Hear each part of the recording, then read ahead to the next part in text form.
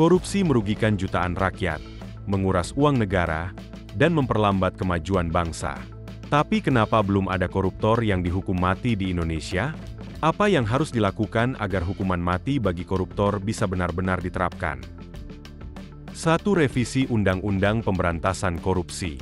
Saat ini, hukuman mati hanya bisa dijatuhkan jika korupsi dilakukan dalam keadaan tertentu, seperti bencana alam atau krisis ekonomi. Tapi pasal ini seringkali diinterpretasikan secara sempit. Solusinya, DPR harus merevisi UU Tipikor agar hukuman mati bisa lebih fleksibel dan tegas. 2. Dukungan dari Presiden dan pemerintah. Presiden punya peran besar dalam eksekusi hukuman mati, karena grasi atau pengampunan ada di tangannya. Jika ingin serius menindak korupsi, Presiden harus tegas menolak grasi bagi koruptor kelas kakap dan mendukung regulasi yang lebih ketat. 3. Keberanian hakim dan aparat penegak hukum.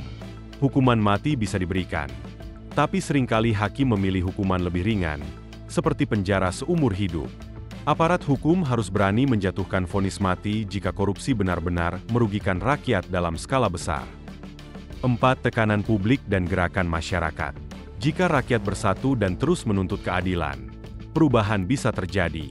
Demo, petisi, dan kampanye media sosial bisa jadi senjata kuat untuk menekan pemerintah agar menerapkan hukuman mati bagi koruptor. 5. Penyitaan aset dan hukuman finansial. Selain hukuman mati, koruptor harus dibuat benar-benar miskin. Semua aset hasil korupsi harus disita dan dikembalikan ke negara, agar tidak ada ruang bagi mereka untuk menikmati hasil kejahatannya. Wacana hukuman mati bagi koruptor kembali mencuat di tengah maraknya kasus korupsi yang merugikan negara hingga triliunan rupiah. Namun, apakah hukuman mati bisa benar-benar diterapkan di Indonesia? Dasar hukum di Indonesia. Dalam sistem hukum Indonesia, hukuman mati diatur dalam beberapa undang-undang, terutama untuk kejahatan berat seperti narkotika, terorisme, dan pembunuhan berencana.